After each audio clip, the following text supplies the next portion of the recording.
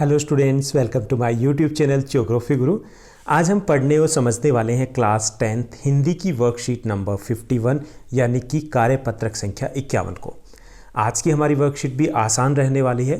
पिछले कई दिनों से हम वाच्य को समझने की कोशिश कर रहे हैं। वाच्य क्या होते हैं कि क्रिया के जिस रूप से हमें यह पता चले कि वाक्य में कर्ता प्रधान है, कर्म प्रधान है या भाव प्रधान है, उसे हम वाच्य बोलते हैं। इंग्लिश में आपने एक्टिव वॉइस, पैसिव वॉइस किए होंगे, वही चीज़ हिंदी में वाच्य होते हैं। जैसे राधा पत्र लिख रही है, यहाँ पे कौन लिख रहा है? राधा लिख रही है। पत्र राधा द्वारा लिखा जा रहा है, यहाँ पे पत्र प्रमुख है, तो राधा पत्र लिख रही है, उसमें कर्ता प्रधान है, तो वो कर्तृवाच्य है। और पत्र राधा द्वारा लिखा जा रहा है, यहाँ पर कर्म प्रधान है।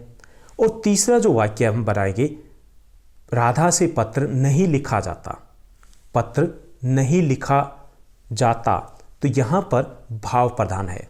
तो यहाँ तीन वाक्य हैं जिसको हमने अलग अलग तरीके से लिखा। तो एक में कर्ता प्रधान है, एक में कर्म प्रधान है और एक में भाव प्रधान है। तो ये वाच्य होते हैं। तो आज हम समझने की कोशिश करेंगे कि कैसे कर्तृवाच्य को हम भाववाच्य में बदलते हैं। तो चलिए शुरुआत करते हैं आज की इस वर्कशीट की। जैसा कि आप अपनी स्क्रीन के ऊपर देख पा रहे हैं, ये हमारी वर्कशीट नंबर 51 यानी कि कार्यपत्रक संख्या 51 है। हमारा विषय हिंदी है जिसमें हम वाच्य परिवर्तन है उसको पढ़ रहे हैं, समझ रहे हैं। आज की दिनांक 4 नवंबर 2020 है। बच्चों, पिछले कार्यपत्रक में हमने वाक्यों को कर्तृवाच्य से क्रमवाच्य में बदलना सीखा था। इस कार्यपत्रक में हम कर्तृवाच्य को भाववाच्य में बदलना सीखेंगे। और भाववाच्य में बदलने से पहले हमें कुछ नियमों का ध्यान में रखना है। जैसे कर्ता के साथ से और द्वारा कारक चिन्हों का प्रयोग किया जाएगा, यानी कि केस के साथ क्या होगा? कर्ता के साथ से या फिर के द्वारा या द्वारा जो कारक चिन्ह है उनका प्रयोग किया जाता है।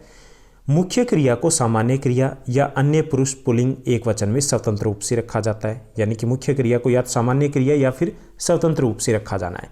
यानी यहाँ पर क्या प्रदान करना है हमें? यहाँ पर हमें भाव को प्रमुखता देनी है।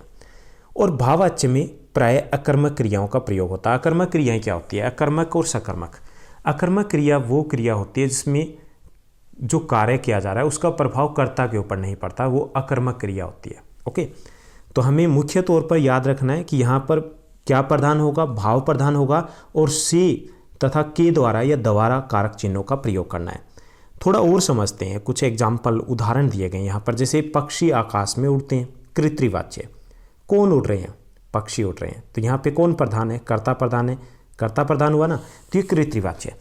अब यहाँ पर पक्षियों द्वारा आकाश में उड़ा जाता है, पक्षियों द्वारा आकाश में उड़ा जाता है, यहाँ भाव प्रधान है, उड़ा जाता है, ये प्रधान हो गया है। ओके, आइए चलें, आइए चलें, ये कर्तृवाच्य है, तो आइए चला जाए यहाँ पर भाववाच्य हो जाएगा।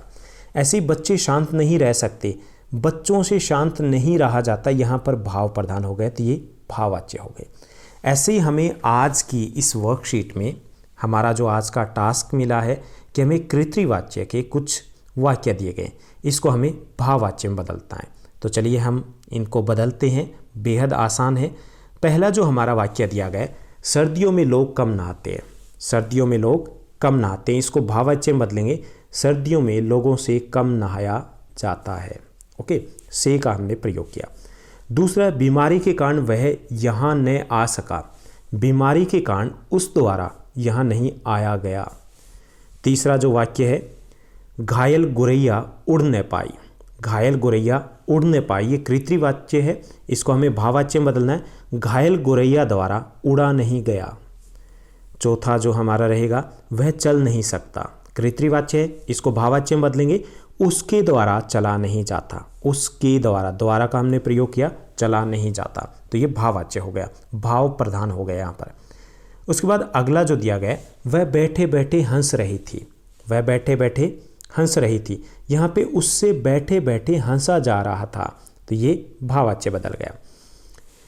वह चारपाई पर सोता है, कर्तृवाच्य है, भाववाच्य में बदलेंगे, उससे चारपाई पर सोया जाता है, तो ये भाववाच्य रहेगा। वह बेचारी रो भी नहीं सकती, उस बेचारी से रोया भी नहीं जाता, भाववाच्य। कर्तृवाच्य है, अब गाते हैं, अब गाया जाए ये भाववाच्य हो जाएगा। अगला जो दिया गया है नंबर 9, वे गा नहीं सकते, वे गा नहीं सकते, तो इसको हम भाववाच्य में बदलेंगे, उनके द्वारा गाया नहीं जाता। 10वां दिया गया है प्रदूषण के कारण वह बाहर नहीं जाता, प्रदूषण के कारण उससे बाहर नहीं जाया जाता, ये भाववाच्य में परिवर्तन हो जाएगा। चलो अब सोते हैं, चलो अब सोया जाए, ये रहेगा भाववाच्य में। 12वां जो दिया गया है बीमार मरीज उठ नहीं पाया, 12वां दिया गया बीमार मरीज उठ नहीं पाया, तो इसको भाववाच्य में बदलेंगे, बीमार मरीज द्वारा उठा नहीं जाता। ओके। तुम बहुत अच्छा गाते हो, तुम बहुत अच्छा गाते हो, तो इसका बनेगा भाववाच्य तुम्हारे द्वारा अच्छा गाया जाता है। 14वां है तुम रो क्यों रही हो, तुम्हारे द्वारा रोया क्यों जा रहा है, तो ये भाववाच्य रहेगा। तो ये हमने थोड़ा सा अभ्यास किया कि कैसे कृतवाच्य को हम भाववाच्य में बदल लेते हैं। तो मुख्य जो नियम होता है वो ये रहता है कि हमें कर्ता की जगह भाव को प्रधान बनाना है और इसमें से और के द्वारा या द्वारा का प्रयोग करते हैं। तो आज की इस वर्कशीट में हमने वाच्य को समझने का प्रयास किया। उम्मीद करता हूँ आप अच्छे तरीके से पढ़ रहे होंगे। ऐसे ही खूब पढ़िए, मन लगा करके पढ़िए, क्योंकि ये आपकी शुरुआत है। 10वीं कक्षा है, बहुत इंपॉर्टेंट होती है और अब नवंबर आ चुका है, तो अपना गियर है वो चेंज कर लीजिए। हमारे साथ भी बने रहिए। आप इस चैनल को लाइक शेयर सब्सक्राइब ज़रूर कीजिएगा, एक छोटा सा कमेंट भी कीजिएगा। साथ ही साथ आपके अगर कोई डाउट होते हैं स्टडी से रिलेटेड तो वो भी मुझसे पूछ सकते हो। ट्राई करता हूँ, मैं कोशिश करता हूँ कि हर किसी का रिप्लाई दूँ और जल्दी से जल्दी दूँ।